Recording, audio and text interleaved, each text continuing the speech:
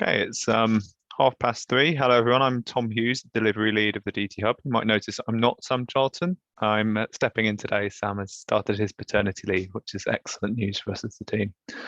Just a little bit of housekeeping about the DT Hub Insight series. So, yeah, the purpose of these calls is ultimately to help us as a community get some insights into leading members and supporters within the community. We'll be running this as an interview type session. So kind of think about it like a fireside chat. I'll be kind of asking the questions and we're getting to know Melissa slightly better over the course of the next half an hour. In terms of question and answers, we've got a live Q&A thread that's live on the DT Hub right now. A link to that's been shared in the chat. And so you can use the ask a question feature. There's kind of a button at the top of that page. Put your questions in there. And as we get to the end of the call, we've got then time to do that Q&A session. We are recording today's session, so that will mean that others in the community can access that. We'll post that onto our media section like we do with the Gemini calls and other interviews. So that's it from me. I guess I'll hand over to Melissa to introduce herself, and then I'll get going with the questions. Over to you, Melissa. Thanks, Tom, and thank you for inviting me to do this session today. I'm looking forward to doing it. So yes, I'm Melissa Zanocco, and the reason that we're doing this today is because I'm now one of the co-chairs of the Digital Twin Hub Community Council, and I think there was an interview with Ali Nicol last week, I think, who's my co-chair, so please check that one out as well if you haven't already listened to that. And otherwise, I'm head of programs for the infrastructure client group. And probably the quickest and simplest way to describe that is to say they're like a homework sharing club. And they basically bring together the leading economic infrastructure clients, and they can all share their best practice, they can share their mistakes, they share their barriers, and through their learning and sharing, they accelerate change. And they share around digital transformation and digital twins as well. That's excellent. In terms of your role, Melissa, how did you end up getting that role? What's your background? Yeah, so not through a traditional route, let's put it that way. But I've always focused on things that I'm passionate about. So there's all kinds of things. There's a bit of opera in there. There's some roles working internationally. I think as I got older, I kind of realised that, well, actually my name actually means, Melissa means busy as a bee. So maybe I'm kind of drawn to serving the hive and things to serve the community. So I've even dabbled with becoming an MP, and now I'm very passionate about industry transformation. And that obviously includes the digital transformation, which kind of works as the enabler. And I guess that's ultimately how you got involved in digital twins. Yeah, so that really I've been on the journey with the ICG clients. So I probably didn't say that. So the members of the infrastructure client group, they range from all of the Department for Transport arms amongst bodies. So for example, National Highways, Network Rail, Transport for London, etc. And then there's utilities, there's kind of water companies in there, there's UK Power Networks, we've got nuclear in there, we've got Sellafield, NDA and Atomic Weapons Establishment, and like Environment Agency, for example. So there's it covers quite a few. When I've probably been involved for about 4 years, I think it was 2018. And when we first started out, we have a strand of the infrastructure client group program is digital transformation. So we've got a task group. And at the beginning, we didn't really talk about digital twins. It was very new. It was kind of a buzzword, I would say. It was a bit of a cool thing at that time. I don't think anyone really knew what it was, and people were using it. Things. Whereas now, many of them have a digital twin plan. We help each other with them, we critique each other, and some of them are started on their journey to creating them. So I've basically been on that journey with them. I know it's the kind of the DT Hub core team. We've always been incredibly grateful with the kind of connections you've helped us make with that group, and particularly in how we started as a community. Very influential. So yeah, thanks from us. Yeah. I know this is a hard question. Maybe it's not what your favourite project is, but what perhaps are some of the highlights from that time? Well, no, actually, my favourite one is actually Credo. Okay. So again, a bit of a plug. I promise I'm not being paid for this, but a bit of a plug. There was also a webinar this morning on Credo, and I actually went to see the first half, so I'm going to be watching it. So I'm looking forward to the recording.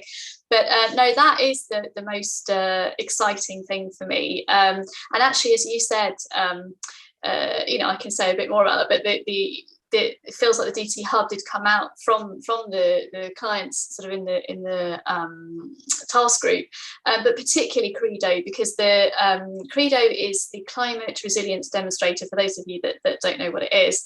And it's brought together Anglian Water, UK Power Networks and Openreach, and it's also used data from the Environment Agency. And obviously, as I just mentioned, all four of them are obviously members of the task group. And really, the task group has sort of created this circle of trust. So people, they don't always want to share their problems or the things that are going wrong. So it really you have to build that up over time. But then that also leads to positive things, not just sharing your mistakes. But and I really do think things like Credo have sort of grown out of those relationships that have been built. And to me, they've kind of demonstrated what it's going to look like, what the National Digital Twin Programme, what it will look like, the information management framework. So it's like, what will it look like if we do share data outside of our own organisation and across the sectors? And again, for those that don't know, their specific use case is around flooding. Both from the sort of resilience and planning side. And one of the things, I picked up, say, from this morning was that it's really highlighted, just as an example, the interdependencies between them. So that even if one of their assets is not flooded, if it's reliant on someone else's asset that is, then their asset will be offline, and that kind of knock-on effect. And the way that we haven't had an opportunity to look at that before, and this would provide it. So now I'm really, really excited about Credo. Yeah, it is definitely an excellent project. And if anyone on the call's not heard about Credo or wants to find out more, there's a dedicated section or kind of projects pages for Credo. So check it out. Before we jump on to the section around the community council, sort of last of these questions, is there anything you think's missing from the digital twin landscape at the moment? Well, I'm not sure if it's missing at the moment, but obviously I know that the Centre for Digital Britain, your mission is sort of coming to a close, and so it's kind of moving forward on a new journey. So for me, it's just making sure that the coordination and the connection and the integration part remains, and it doesn't kind of get split up. But even with the Centre for Digital Britain, that I probably would have answered that anyway, because it's just such a crucial part of it. So I think there's the usual thing, which is that it will happen anyway, but it might not be what we want. So in other words, lots of things I say, I'll leave it to be market driven, etc. We could end up with something that we don't want, and there's a lot of ethics behind what this is about. So it might not achieve the outcomes that we want, and it would obviously happen much more slowly and haphazardly. Whereas if there's coordination and sort of integration and it's all connected, then that will accelerate it to happen faster, but it will also ensure that the end product fulfills the outcomes for people and nature, which is basically what the digital twins are for. I'd agree. Any kind of complex space, there can always be more coordination. So yeah, quite happy to kind of take that. It's quite key. So the next section, we're looking specifically kind of at the Digital Twin Hub Community Council. You kind of said already you're co-chair alongside Annie Nichols. Ultimately, why did you want to join the Community Council? Well, that actually goes back to what you referred to earlier, which about it feels like the origins. I agree with you. We feel like that as well. So we feel like we've been on the journey from the inception, and I personally feel that.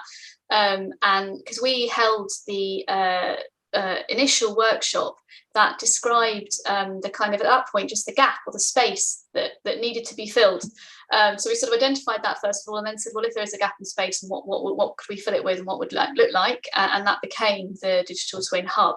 And so obviously I'm very sort of personally bought into the success therefore of the hub, and it's been so useful for our members, because what I should say is that in our group, we have like the chief data officers talking, and so it's at that level above. So we don't go into the detail. We don't dive down into. We don't have technical talk.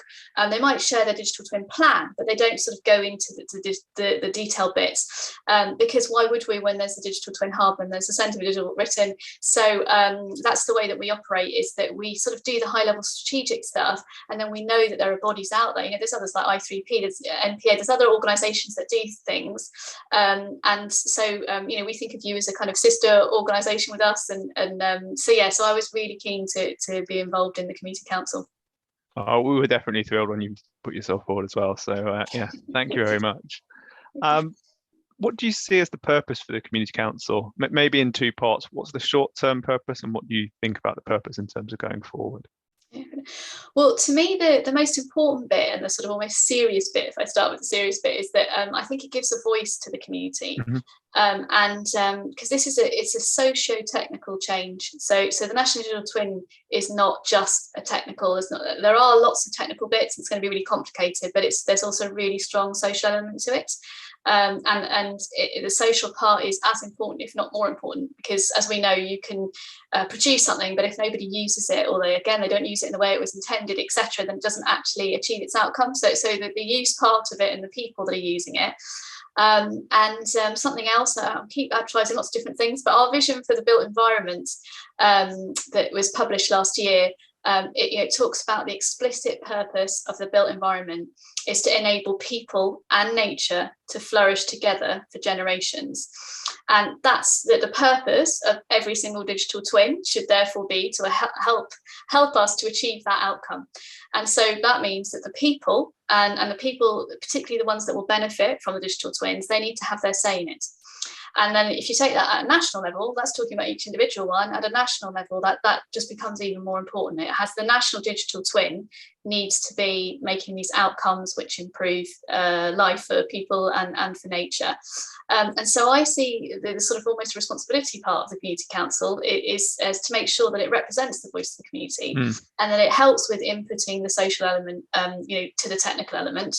But then there's the other sort of side of it where that much more literally around the actual hub itself, and making sure that the hub is what they want. And do you think that kind of the community council kind of going forward, do you see that kind of purpose extending, or do you think that's kind of core purpose that the community council fills now and into the future? I think so. As I say, the half of it is the making sure that the hub is the best that it can possibly be, and that it's what they want. So that it's relevant to them. And that we want basically anyone who's on the line and anyone who watches this, we want to hear from the community what they want the hub to look like. We want to understand how they're using it, what more it could be used for, which bits of it are working well, which bits of it are not working so well. So there's the kind of introspective bit and the looking outward bit, externally looking bit, and both just as important, because as I say, it's the for practitioners, to get what they need out of it. So let us know, and I think what the difference is that they could do that before, but I think just having a community council it just focuses it. So it just means that if you do have feedback, etc., that there are some people somewhere that are sitting considering it and trying to help it. And I hope it'll be hopeful for you as a team. Again, so to get some guidance, you're obviously doing the best that you can, but it's helpful if somebody's saying, yep, great, we like that, or saying, no, actually, that's not quite right, let's try something else. Yeah, it was very much a priority for this year as we've grown as a community. So to introduce that kind of community-led governance aspect, both so we've kind of got that strong voice of the community, and as you've just identified, as a delivery team for the hub, having that direct interface with kind of leaders in the community, it's key for us as we want to mature and grow as a platform, that we've kind of got that direct voice of the community as part of the governance. Great. I think that really covers the community council and kind of what you hope that will kind of provide the wider membership within the community, that sort of direct sense of representation. Maybe more broadly, in thinking about your kind of views on the future, what excites you about the future of digital twins? Well, the main thing to me is that the problems that are facing the world at the moment are kind of global systemic challenges. So anything like climate crisis, but even things like the pandemic, and then maybe looking forward, things like circular economy. All of those things, we're going to need new ways to solve those problems. We need new sort of boundary spanning type leadership. And to me, the greatest tool that we can have are digital twins. And I think they're going to be crucial for solving it. And I do really strongly believe that sort of a national digital twin, and if just to be clear by that, I mean the federated digital twins. I think that is really crucial for it. So I think it will be useful to have individual twins, but I think when you're looking at global systemic challenges, that it's actually going to be the connected digital twins that are going to be much more important. So even if you just go back to, I talked about Credo, it's just when it comes to flooding, Anglian Water on its own can do its own resilience planning, and it can do everything that it can do in its power. But how much more powerful is it if they're talking to the energy and to the telecoms?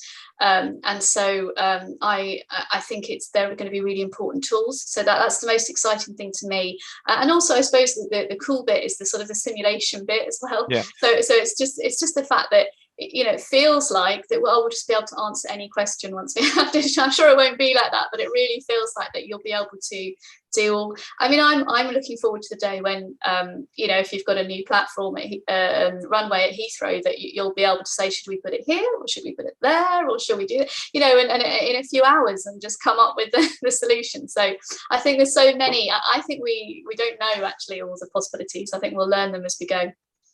I think it's incredibly exciting when we've kind of got those tangible demonstrators, so we can actually see, it's a glimpse into the future, I think, those demonstrators. So yeah, Credo is massively exciting.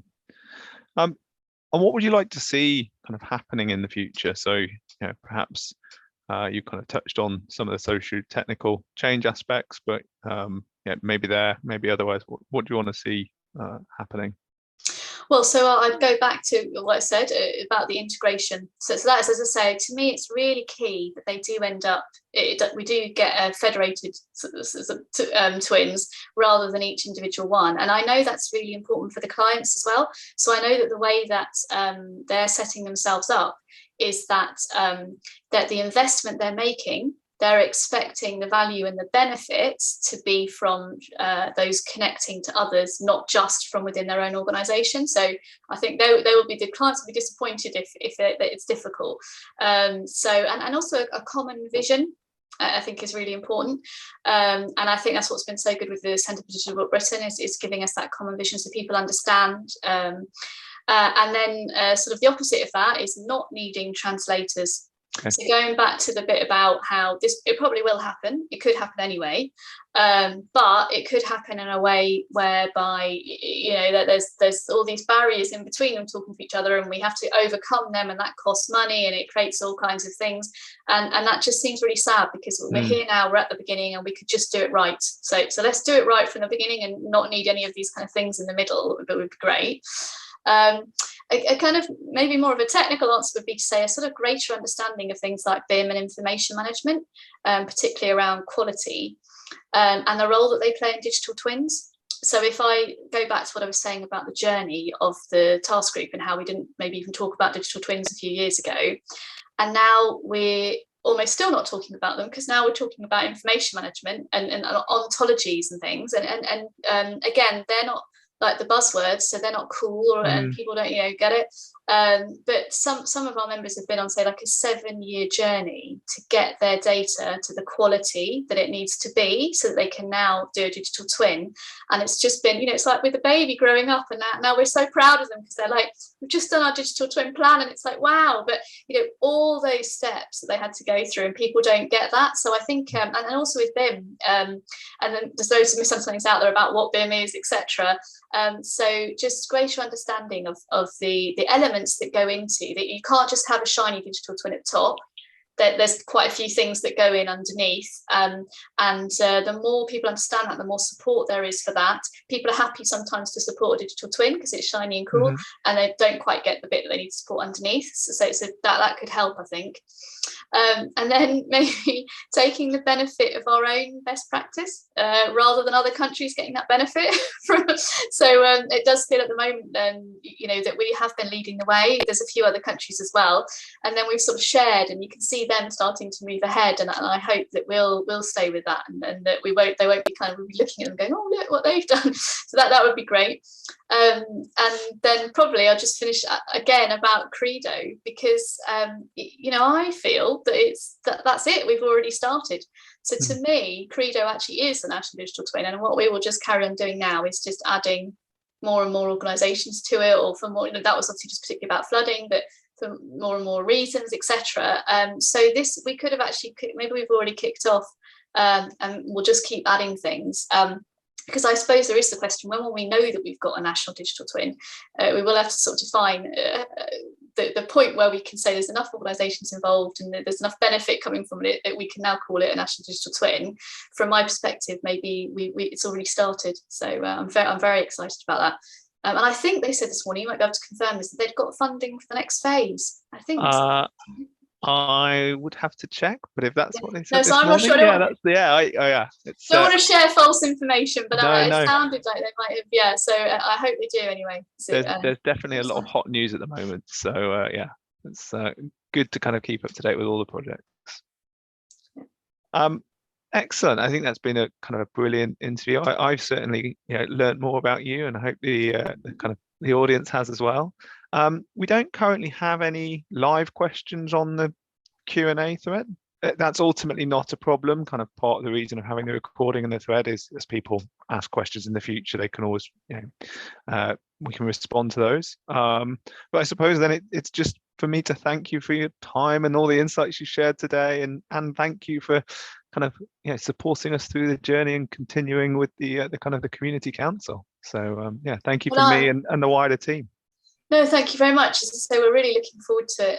We've got a meeting coming up next week, and we're everybody on it. It's a fantastic group of people. In fact, we had to remind ourselves that we're not here to solve world peace. On our first meeting, it was like, no, we're here because it really is a fantastic, international, all different. It feels like they've managed to get representation across a wide range. So well done. Thank you. We're really looking forward to it. Yeah, well, thank you, and thank you to everyone that's joined the call today and watches the recording in the future.